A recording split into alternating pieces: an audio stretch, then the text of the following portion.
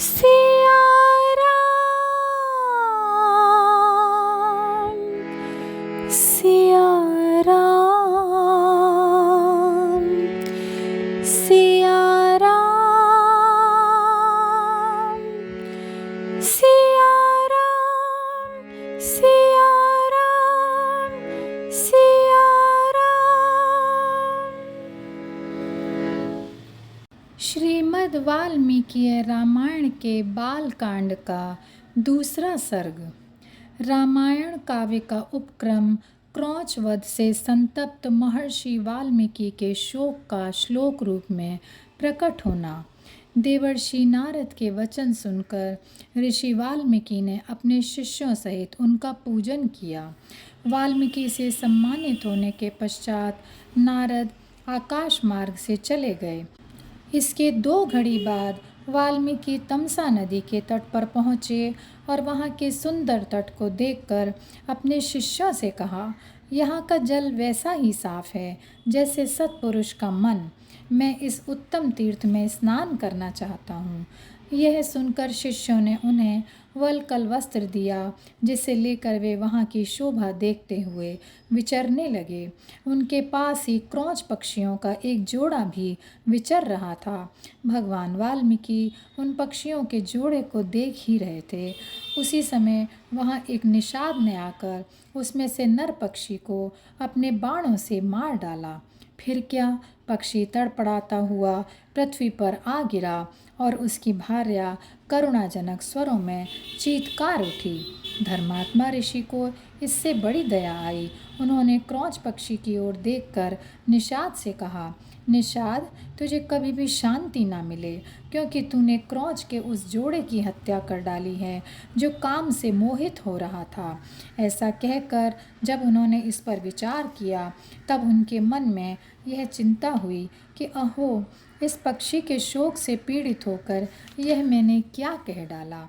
यह सोचते हुए मुनिवर वाल्मीकि एक निश्चय पर पहुँचे और अपने शिष्य से इस प्रकार बोले, तात, शोक से पीड़ित हुए मेरे मुख से जो वाक्य निकला है वह 4 चरणों में आबद्ध है। इसके प्रत्येक चरण में बराबर बराबर अक्षर हैं तथा इसे वीणा के लय पर गाया भी जा सकता है। अतः मेरा यह वचन श्लोक रूप होना चाहिए या नहीं? मुनि की यह बात सुनकर शिष्य भरद्वाज इसका समर्थन करते हुए बोले, हाँ, आपका यह वाक्य श्लोक रूप ही होना चाहिए। मुनि को इस कथन से बड़ा संतोष हुआ। तत्पश्चात उन्होंने उत्तम तीर्थ में विधि पूर्वक स्नान किया और इसी पर विचार करते हुए आश्रम की ओर लौटे। आश्रम में पहुंचने पर भी उनका मन उस श्लोक की ओर ही लगा रहा। इसी समय उनसे मिलने के लिए स्वयं ब्रह्मा जी उनके आश्रम पर आए। उन्हें देखते ही महर्षि वाल्मीकि उठकर खड़े हो गए और उनकी स्तुति करते हुए उनसे कुशल समाचार पूछा। ब्रह्मा जी ने उस समय परम उत्तम आसन पर विराजमान होकर वाल्मीकि जी को भी आसन ग्रहण करने की आज्ञा दी। यद्यपि वाल्मीकि जी लोक पितामह जी के सामने बैठ तो गए, तो भी उनका मन उस क्रौंच पक्षी वाली घटना की ओर ही लगा था। हठात सोचते सोचते उन्होंने उसका आर्तनाद सुनकर जो श्लोक कहा था उसे ब्रह्मा जी के सामने भी दोहराया। इसी समय उन्हें अपने दिए हुए श्राप का भी ध्यान आ गया और वे चिंता में डूब गए। ब्रह्मा जी ने सारी बातें समझाते हुए कहा, ब्राह्मण, तुम्हारे मुख से निकला हुआ वह छंदोबद्ध वाक्य श्लोक रूप ही होगा। तुम्हारे मुख से यह वाणी मेरे ही संकल्प से निकली है।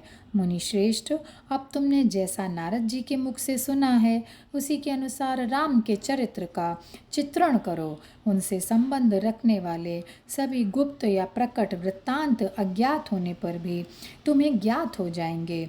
इससे अंकित तुम्हारी कोई भी बात झूठी नहीं होगी और पृथ्वी पर जब तक नदियों और पर्वतों की सत्ता रहेगी तब तक इस राम कथा का प्रचार होता रहेगा। साथ ही इस राम कथा का जब तक प्रचार होता रहेगा तब तक तुम इच्छानुसार ऊपर नीचे तथा मेरे लोकों में निवास करते रहोगे। ऐसा कहकर ब्रह्मा जी अंतर्ध्यान हो गए।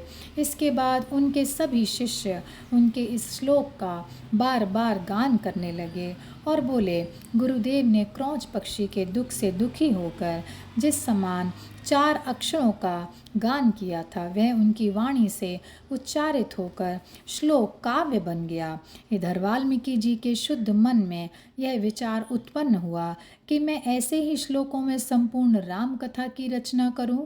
यह सोचते ही भगवान वाल्मीकि ने हजारों श्लोकों से युक्त महाकाव्य की रचना की, जो श्री राम के उदार चरित्रों का प्रतिपादन करने वाला है। महर्षि वाल्मीकि के बनाए हुए इस महाकाव्य में तत्पुरुष आदि समासों, दीर्घ, गुण आदि संधियों और प्रकृति प्रत्यय के संबंध का यथा योग्य निर्वाह हुआ है। उसमें समता है, माधुर्य है और प्रसाद गुण की अधिकता है। शास्त्रीय पद्धति के अनुकूल बने हुए इस रघुवर चरित्र को ध्यान देकर सुनिए। और यहीं पर यह सर्ग समाप्त होता है। जय सिया राम, जय सिया राम, जय सिया राम।